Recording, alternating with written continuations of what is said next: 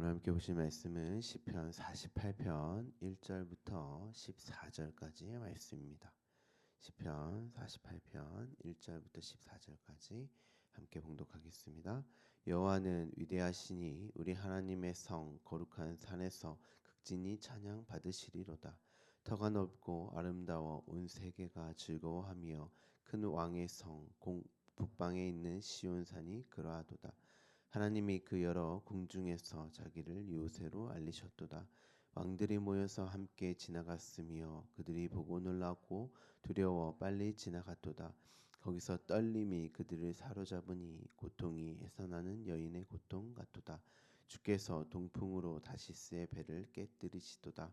우리가 들은 대로 만군의 여호와의 성 우리 하나님의 성에서 보았나니 하나님의 일을 영원히 경고하게 하시리로다. 셀라. 하나님이여 우리가 주의 전 가운데에서 주의 인자하심을 생각하였나이다. 하나님이여 주의 이름과 같이 찬송도 땅 끝까지 미쳤으며 주의 오른손에는 정의가 충만하였나이다. 주의 심판으로 말미암아 시온산은 기뻐하고 유다의 딸들은 즐거워할지어다. 너희는 시온을 돌면서 그곳을 둘러보고 그 망대들을 세어보라. 그의 성벽을 자세히 보고 그의 궁전을 살펴서 후대에 전하라. 이 하나님은 영원히 우리 하나님이시니 그가 우리를 죽을 때까지 인도하시리로다. 아멘. 오늘부터 시편 48편을 함께 나누도록 하겠습니다. 시편 48편 또한 고라 자손의 시입니다. 앞서 우리가 살펴본 대로 고라 자손의 마스길 지혜로 말미암는 당신의 백성들 원수요 대적자 그들로 이제 삼은 신부요 아들 삼은 그 백성들의 노래 찬송이겠죠. 그래서 1절을 보시면 여호와는 찬양 받으시리로다 이렇게 시작을 합니다. 왜 찬양을 받으셔야 하는가?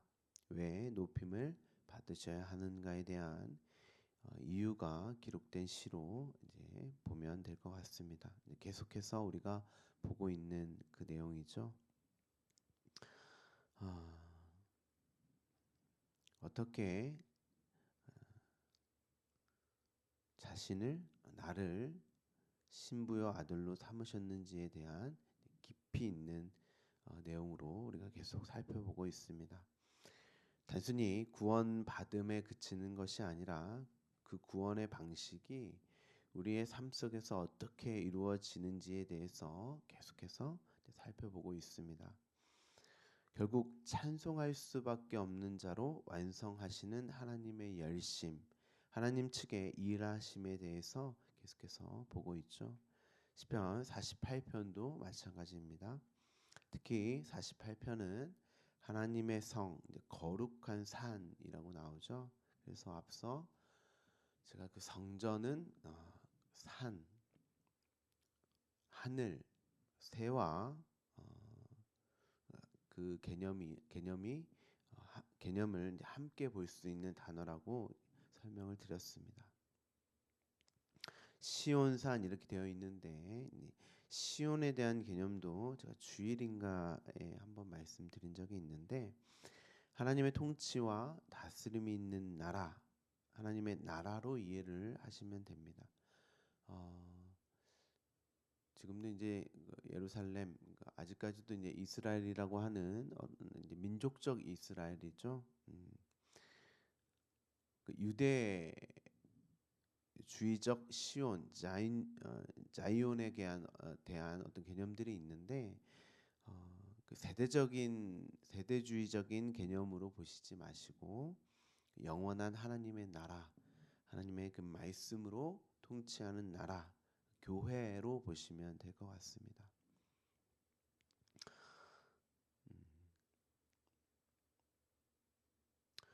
그렇게 하나님의 나라, 하나님의 성전이 뜻하는 바가 무엇이며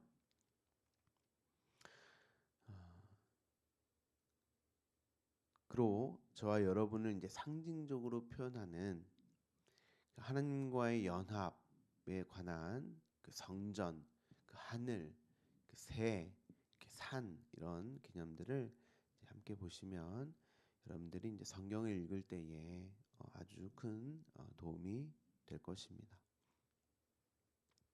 48편 또한 어떻게 그 나라를, 성전을, 교회를, 저와 여러분을 통치하시게 되었는가, 신부로 아들 삼으셨는가를 설명하고 있고, 그것을 이제 3절에서 알리셨도다 이렇게 되어 있는데, 그것을 아는 자들이 찬송을 하는 시인 거죠.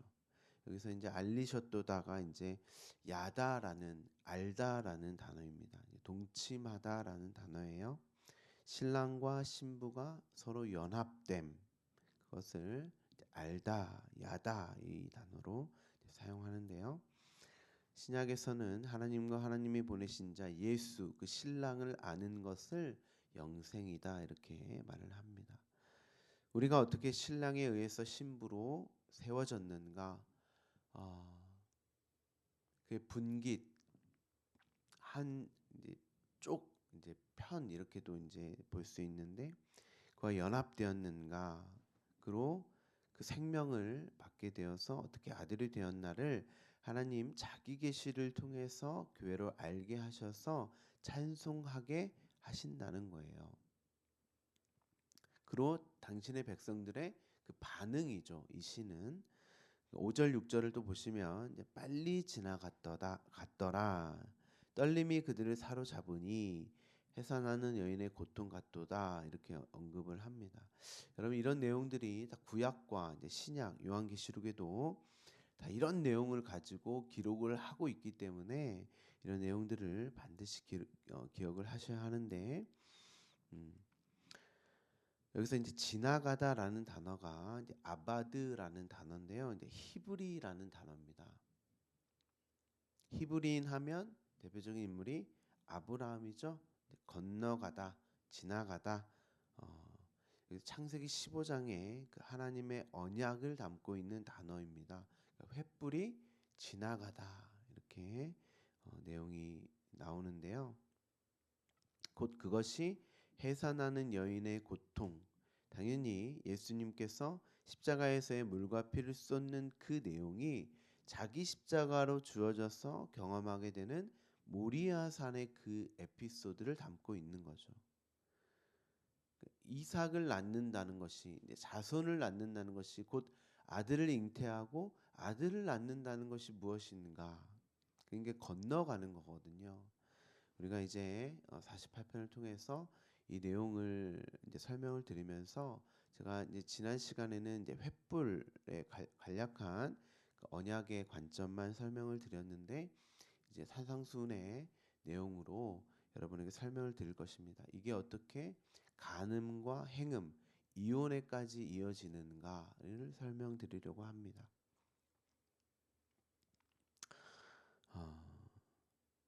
이게 지나가다, 넘어가다와 어떤 관련이 있는지 앞으로 살펴볼 것입니다. 7절에 동풍으로 다시스의 배를 깨뜨리시도다 이렇게 되어 있는데, 풍랑이 일어나는 그 바다, 상선의 파괴. 주일에 요한계시록에서 이제 바벨론의 그 배 이렇게 이제 설명을 드렸는데, 여기서 이제 다시스의 배로 이렇게 언급이 됩니다. 요나의 에피소드와 연결을 할 수 있겠죠. 그의 배에 관한 내용도 이제 함께 살펴볼 것입니다. 이게 다 요한계시록의 이제 그 내용과 다 연결이 되기 때문에 거기서 이제 광야에서 아들을 낳는 그 여인, 교회죠. 그 교회의 이야기와 연결이 됩니다. 이게 복음을 전하는, 이제 우리가 이제 48편의 맨 마지막에서도 말을 하다 이렇게 되어 있는데, 그 말을, 복음을 전하는 게 무엇인가? 그러니까 요나가 이제 다시스의 말씀을 전하러 가는 것이 무엇인가에 대해서도 우리가 함께 살펴볼 것입니다. 여러분 이런 개념들이 딱 한번 정리가 되면 구약과 신약에 나오는 그런 에피소드들에 대한 이해와 해석이 여러분들을 하실 수 있는 어떤 그런 개념이니까요. 반드시 48편의 내용도 잘 들으셔서 차곡차곡 성립하시기를 부탁드립니다. 계속해서 여호와의 성, 나라 시온에 대해서 언급을 하고 있습니다. 9절에 우리가 주의 전, 성전이죠. 그 안에서 그 연합됨으로 주의 인자하심을 생각합니다. 헤세드죠. 헤세드는 제가 새벽 예배 때 여러 번 언급을 했기 때문에 간략하게 언급을 하고, 자 그러면서 이름과 땅끝까지 이르는 찬송, 주의 오른손의 정의, 이렇게 계속해서 앞서 반복한 내용들을 언급을 시편 기자가 언급을 합니다. 그러면서 이제 심판을 이렇게 이야기하는데요. 심판은 곧 저와 여러분에게 있어서 구원으로 볼 수 있겠죠. 그래서 그리고 시온산 성전된 저와 여러분이 기뻐하고, 자, 유다의 딸 신부겠죠. 물론 이 유다의 딸은 유대적인 어떤 그 율법주의적 그런 딸이 아니고 거기서 벗어난 참 신랑을 맞이한 여자로서의 그 딸이겠죠. 그러니까 신부란 말이에요. 그러니까 로마서에 보면 그 유대적인 그 신랑은 죽는단 말이에요. 그 부분도 제가 여러 번 말씀을 드렸지만 다시 한번 로마서로 가서 언급을 해서 어떻게 신랑이 죽고 참 신랑, 그 유대주의적인 그 신랑은 죽고 참 신랑과 연합된 신부가 되어짐이 무엇인지를, 아들됨이 무엇인지를, 그리고 즐거함이 무엇인지를 다시 한번 설명을 드리도록 하겠습니다. 자, 너희는 시온을 돌면서 이렇게 되어 있습니다.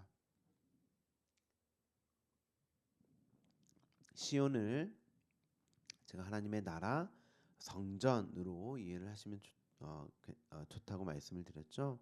여기서 이제 돌다라는 단어가 여러분 사전을 찾아보시면 여리고성을 돌 때 사용되는 그 단어예요. 그러면서 그러니까 율법주의의 그 성전을 이제 돌면서 6일째 그 성전을 돌면서 우리의 인생을 말하는 거죠. 6의 그 성전, 그 인생을 살면서 망대들을 세워보라 이렇게 되어 있습니다. 이 단어가 탑이에요. 탑. 이게 바벨탑 할 때 그 탑이거든요. 망대가.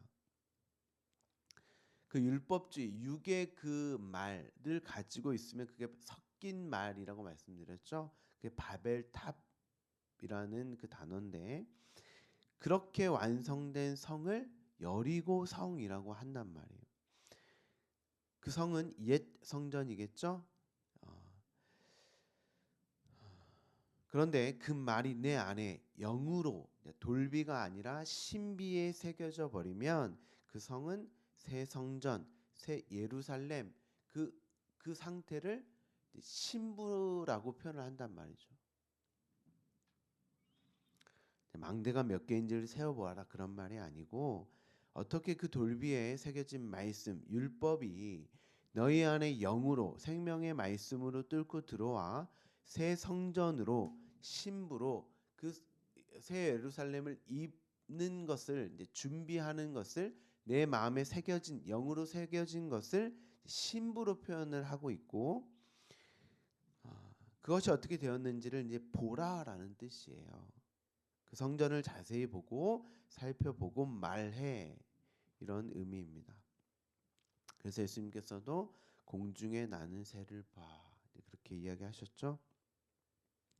그러면 반드시 14절에 이 하나님이 영원히 우리의 하나님이심을, 우리의 신랑 되심을, 우리의 아버지 되심을, 우리가 죽을 때까지 인도하시는 하나님이심을, 이렇게 기록되어 있는데, 이 말은 이 육이 죽을 때까지 하나님이 이끄신다, 이 육이 죽을 때까지 하나님이 보호하시고 인도하신다, 이런 의미가 아니라 이 육을 영으로 보게 되는 그 죽음, 완성으로서의 그 죽음을 넘어가게 하시는 분이다, 이렇게 되어 있어요. 원문을 보면.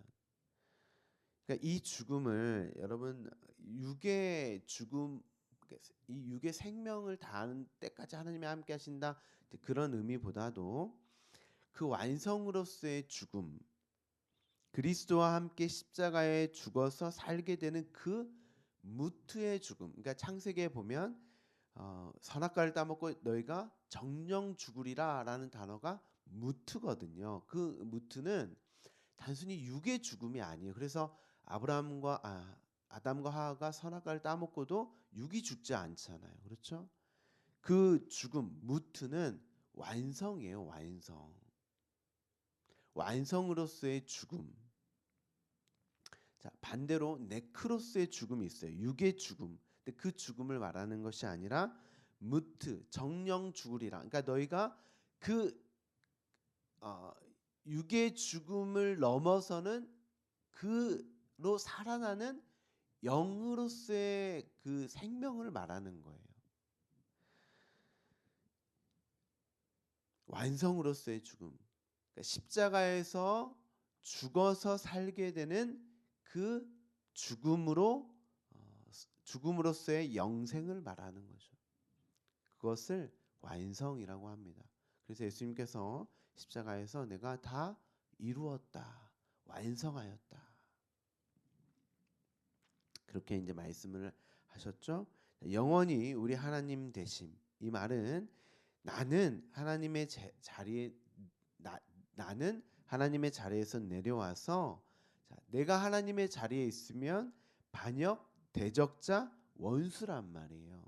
그 자리에서 내려와서 내가 피조물의 자리로 회귀하게 되는 그 죽음을 말하는 것이고, 그럼 그 죽음은 곧 내가 생명의 자리로 회귀하는 거잖아요.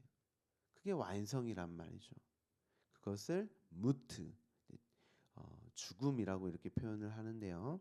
그 죽음을 넘어서는 그 생명을 하나님께서 이끄신다, 나와 함께 하신다, 그런 내용인 것입니다.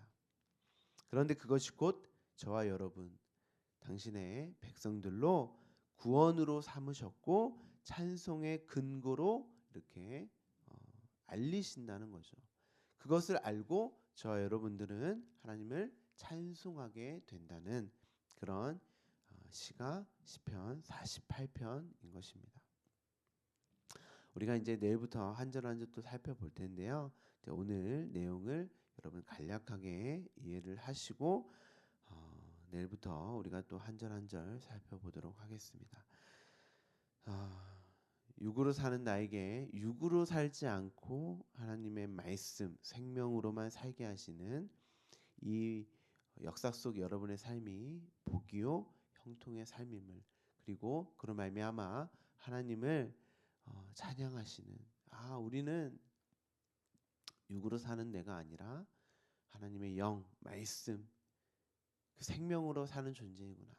그로 나를 신부 삼으신, 아들 삼으신, 그렇게만 살게 하시는, 그로 영생을 살게 하시는 그 하나님의 열심, 하나님의 능력을 찬송하게 하시는, 그것을 보게 하기 위한 인생이구나 하고 오늘의 삶 속에서, 오늘의 자리에서 여러분 하나님을 찬양하시는 그런 여러분 되기를 간절히 소망합니다. 함께 기도하겠습니다.